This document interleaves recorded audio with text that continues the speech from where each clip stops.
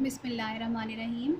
तो क्लास हम लोग सेक्युलर ट्रेंड की एस्टिमेशन में मेथड ऑफ सेमी एवरेजेस को आज डिस्कस करने जा रहे हैं कि हम लोग मेथड ऑफ सेमी एवरेजेस को कैसे अप्लाई करते हैं। तो पहले मैं आपको रीड आउट कर देती हूँ कि इसके स्टेप्स क्या होंगे सेमी एवरेजेस मेथड के, और ग्राफ पे हम लोग इसको किस तरह से ड्रॉ कर सकते हैं, और अपने नेक्स्ट लेक्चर में मैं आपको उसकी एस्टिमेशन थ्रू मैथमेटिकल मॉडल जो है वो करना सिखाऊंगी। So method of semi averages, जैसे उसके नाम से पता चल रहा है सेमी एवरेजेस, हमने क्या करना है, सेमी एवरेजेस लेनी है। और किस तरह से लेनी है वो मैं आपको बता देती हूँ। स्टेप 1 ये करना है कि divide the observed values y of a time series into 2 equal parts.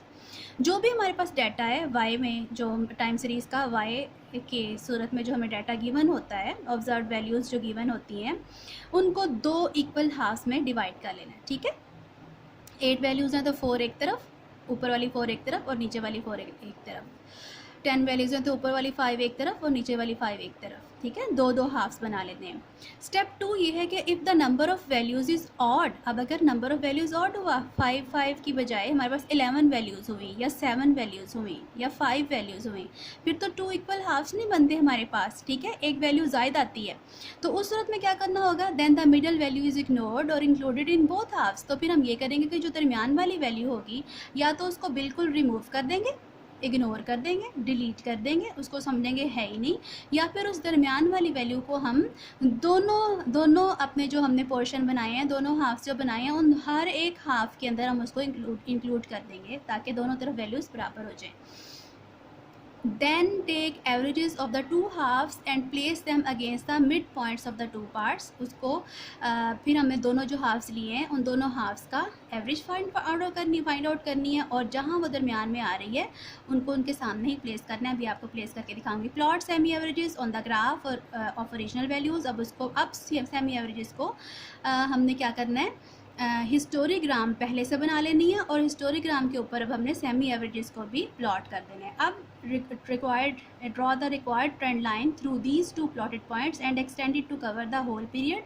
अब वो जो 2 एवरेजेस आई हैं उनको प्लॉट करके उनका ट्रेंड जो है वो लाइन के थ्रू उसको ज्वाइन कर देना है, और बाकी टाइम पीरियड भी जो बच गया उसके ऊपर भी हमें उसको एक्सटेंड कर देना है। और उसके बाद now the trend values are either found by reading of the semi average trend line or by estimated straight line. Estimated straight line का तरीका जो है वो मैं आपको नेक्स्ट लेक्चर में बताऊँगी। अभी मैंने ये आपकी एक एग्ज़ाम्पल ली है, जो मैं आपको पहले से भी ये एग्ज़ाम्पल करवा चुकी हूँ अपने स्टार्टिंग लेक्चर में हिस्टोरीग्राम बनाने के लिए। The following time series shows the number of road accident in Punjab for the year 1972 to 1978। उसमें ईयर है, नंबर ऑफ एक्सीडेंट्स हैं, ये हमें डाटा गिवन है।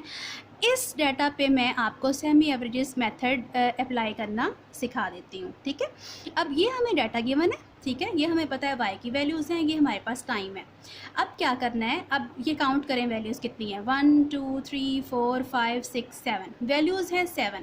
अब 7 वैल्यूज़ को हम 2 हिस्सों में तकसीम नहीं कर सकते, या तो 8 होती तो 4 एक तरफ हो जाती हैं और 4 एक तरफ हो जाती हैं। अब इसका तरीका ये है कि जो दरमियान वाली वैल्यू होगी उसको क्या करना है, उसको ओमिट कर देना है, उसको डिलीट कर देना है, या फिर उसको इन 3 वैल्यूज़ के साथ भी इंक्लूड करना है और इसी वैल्यू को इन 3 वैल्यूज़ के साथ भी इंक्लूड करना है। तो ये भी 4 हो जाएंगी और ये भी 4 हो जाएंगी। बहरहाल मुझे उसको डिलीट करना, ओमिट करना ज़्यादा आसान लगता है, लिहाजा मैं उसको ओमिट कर रही हूँ। इसको समझें, ये है ही नहीं। ठीक है, 2 हाफ्स में डिवाइड करने के लिए वैसे ये मौजूद है। ठीक है, अच्छा, उसके बाद अब ये जो पहले 3 साल थे इनकी 3 वैल्यूज़ हैं, इन तीनों वैल्यूज़ की हमने एवरेज लेनी है, और एवरेज जो है वो हमेशा मिडल वाले ईयर के सामने आएगी।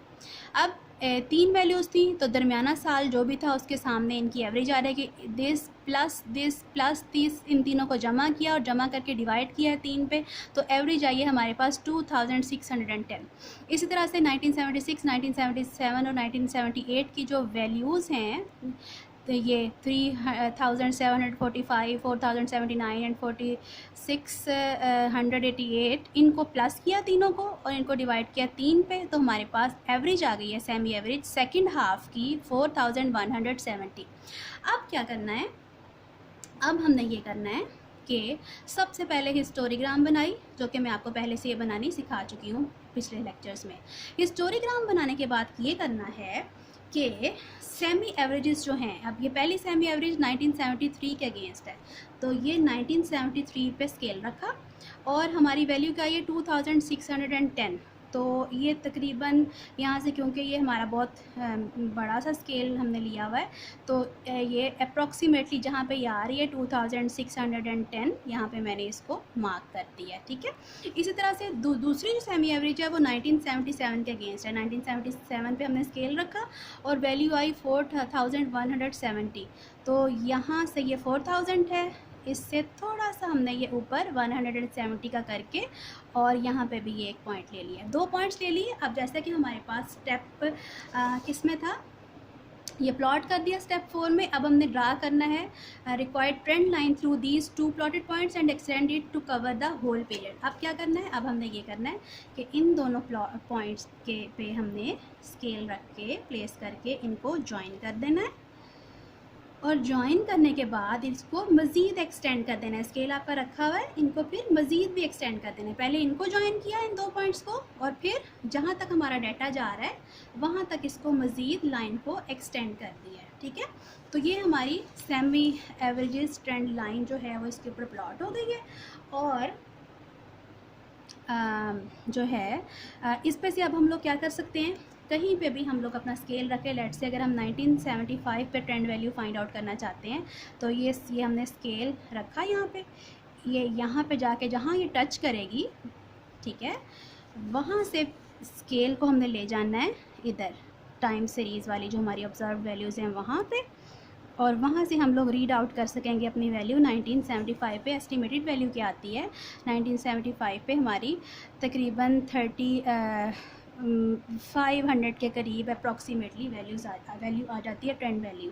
और इसी तरह से करके हम लोग जिस पे जहाँ पे भी चाहें अपनी ट्रेंड वैल्यू फाइंड आउट कर सकते हैं। सो ये हमारा फर्स्ट मेथड है, सेमी एवरेजेस को प्लॉट करके हम लोग यूँ ग्राफ के थ्रू उसकी ट्रेंड वैल्यूज़ फाइंड आउट कर सकते हैं। सेकंड मेथड जो है वो हमारा मैथमेटिकल मेथड है और उसको हम ज़्यादा तफसील से नेक्स्ट लेक्चर में देखते हैं।